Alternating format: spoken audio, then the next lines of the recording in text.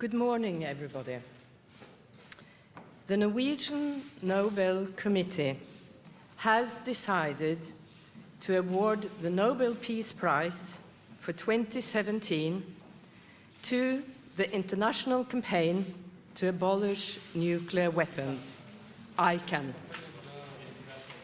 The organization is receiving the award for its work to draw attention to the catastrophic humanitarian consequences of any use of nuclear weapons and for its groundbreaking efforts to achieve a treaty-based prohibition on such weapons.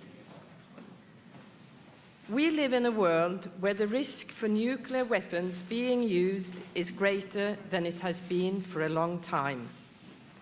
Some states are modernizing their nuclear arsenals, and there is a real danger that more countries will try to procure nuclear weapons, as exemplified by North Korea. Nuclear weapons pose a constant threat to humanity and all life on Earth. Through binding international agreements, the international community has previously adopted prohibitions against landmines, cluster munitions, and biological and chemical weapons. Nuclear weapons are even more destructive, but have not yet been made the object of a similar international legal prohibition. Through its work, ICAN has helped to fill this legal gap. An important argument in the rationale for prohibiting nuclear weapons is the unacceptable human suffering that nuclear weapons will cause. ICAN is a coalition of non-governmental organizations from around 100 different countries around the globe. The coalition has been a driving force in prevailing upon the world's nations to pledge to cooperate with all relevant stakeholders in efforts to stigmatize, prohibit, and eliminate nuclear weapons. To date, 108 states have made such a commitment, known as the Humanitarian Pledge. Furthermore, ICAN has been the leading civil society actor in the endeavor to achieve a prohibition of nuclear weapons under international law. On 7 July 2017, 122 of UN member states acceded to the Treaty on Prohibition of Nuclear Weapons. As soon as the treaty has been ratified by 50 states, the ban on nuclear weapons will enter into force and will be binding under international law for all the countries that are party to the treaty. The Norwegian Nobel Committee is aware that an international legal prohibition will in itself not eliminate a single nuclear weapon, and that so far neither the states that already have nuclear weapons nor their closest allies support the Nuclear Weapon Ban Treaty. The committee wishes to emphasize that the next step towards attaining a world free of nuclear weapons must involve the nuclear weapons states. This year's Peace Prize is therefore also a call upon these states to initiate serious negotiations with a view to the gradual, balanced, and carefully monitored elimination of the almost 15,000 nuclear weapons in the world. 5 of the states that currently have nuclear weapons, the United States, Russia, the United Kingdom, France, and China, have already committed to this objective through their accession to the Treaty on the Non-Proliferation of Nuclear Weapons of 1970. the Non-Proliferation Treaty will remain the primary international legal instrument for promoting nuclear disarmament and preventing further spread of such weapons. It is now 71 years since the UN General Assembly, in its very first resolution, advocated the importance of nuclear disarmament and a nuclear-free world. With this year's award, the Norwegian Nobel Committee wishes to pay tribute to ICAN for giving new momentum to the efforts to achieve this goal. The decision to award the Nobel Peace Prize for 2017 to the international campaign to abolish nuclear weapons has a solid grounding in Alfred Nobel's will. The will specifies 3 different criteria for awarding the Peace Prize: the promotion of fraternity between nations, the advancement of disarmament and arms control, and the holding and promotion of peace congresses. ICAN works vigorously to achieve nuclear disarmament. ICAN and a majority of UN member states have contributed to fraternity between nations by supporting the humanitarian pledge. And through its inspiring and innovative support for the UN negotiations on a treaty banning nuclear weapons, ICAN has played a major part in bringing about what in our day and age is equivalent to an international peace congress. It is the firm conviction of the Norwegian Nobel Committee that ICAN, more than anyone else, has in the past year given the efforts to achieve a world without nuclear weapons a new direction and a new vigor. Thank you very much. What is your message to the governments that has not signed the ban, including the Norwegian government? The message is that this year's Peace Prize is definitely an encouragement to them. And it is an encouragement to continue their obligations under the Non-Proliferation Treaty, where they already have committed themselves to the goal of a nuclear-free world, and then in the process, a disarmament of nuclear weapons. We hope that with this year's prize,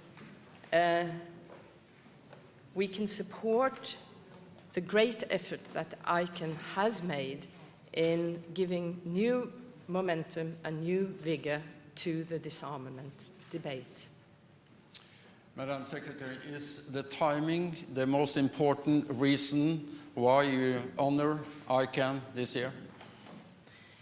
In one manner, yes. Of course, disarmament of nuclear weapons never go out of date. I have drawn a line back to the first UN resolution of 1946. But I do think that there is a popular belief among people all over the world that the world has become more dangerous, and that there is a tendency where we experience that the threat of nuclear conflicts have come closer.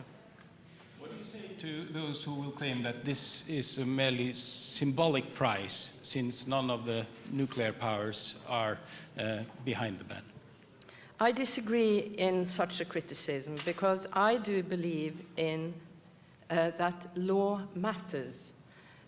Laws, international laws and international obligations have, in our experience, had an effect, as I mentioned in the statement, that a ban was definitely a part of the process when it came to cluster mines, landmines,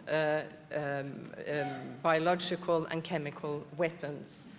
The process will not be completed with a ban entirely. ICAN focuses on 3 steps to stigmatize. That is the understanding of how devastating and dangerous these weapons are, and to prohibit and to eliminate.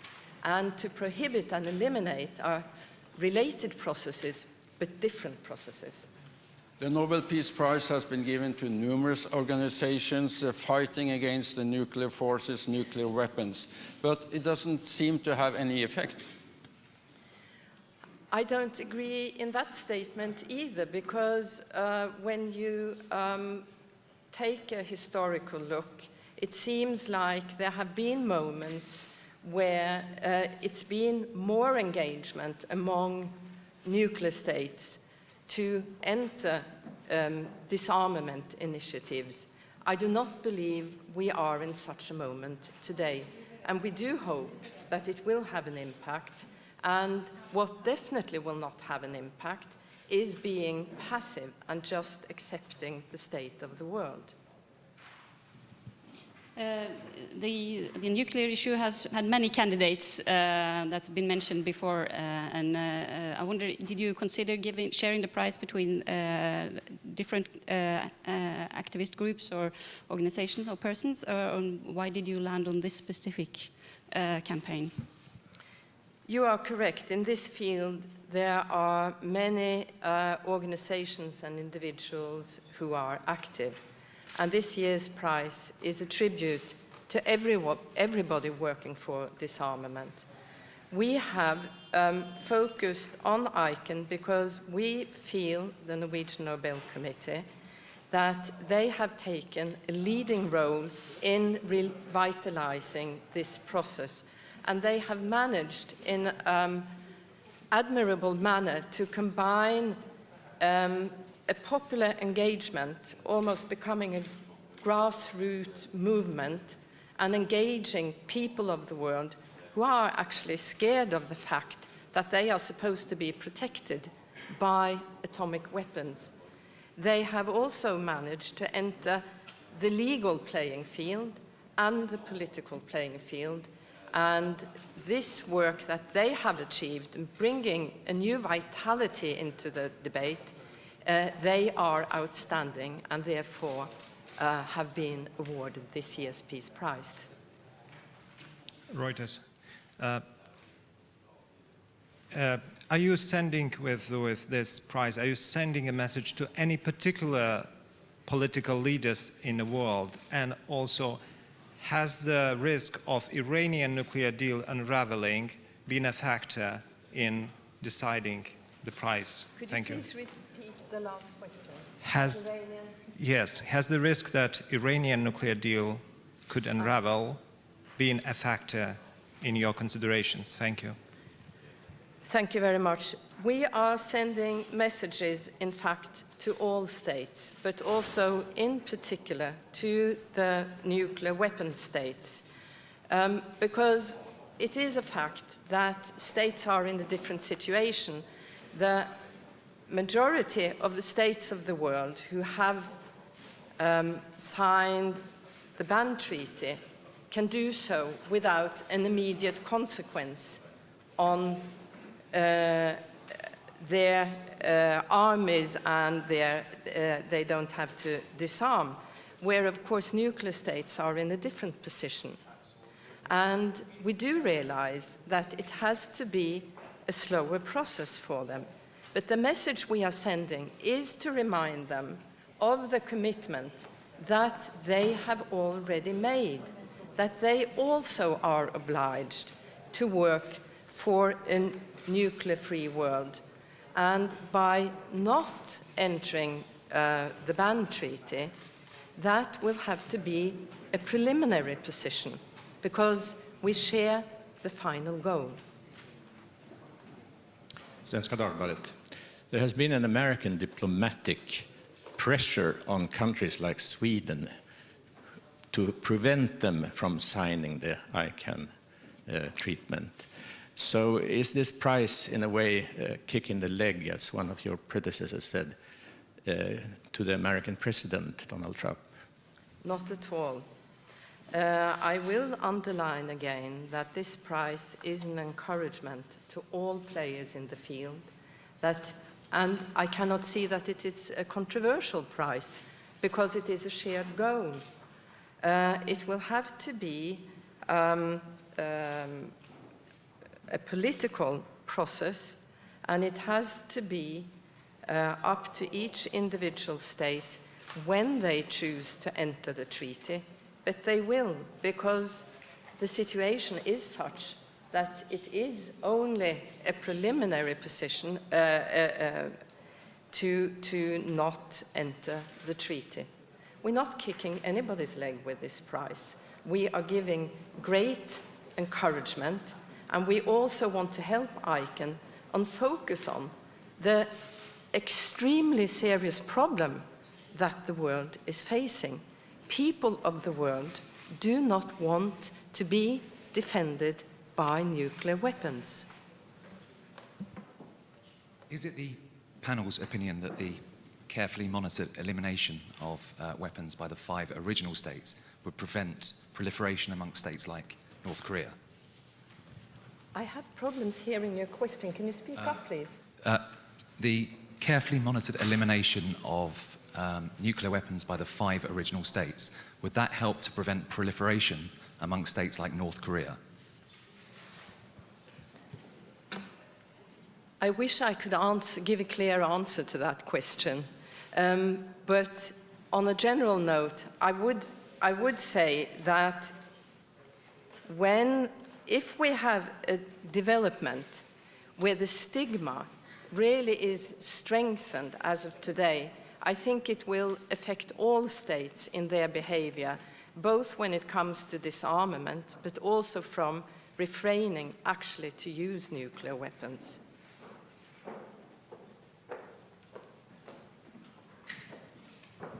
If I'm not mistaken, the EU Vice President Mogherini also plays a role in ICAN. Will there be a possibility that she actually comes to fetch the prize here in Oslo?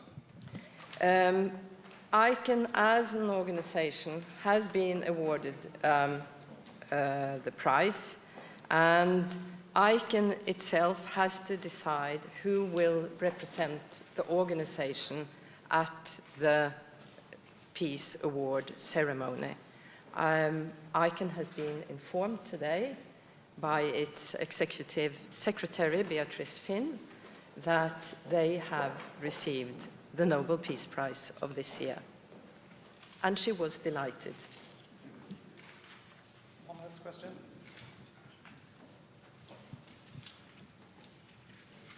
Okay, thank you. Then the press conference is over. Thanks. Thank you very much.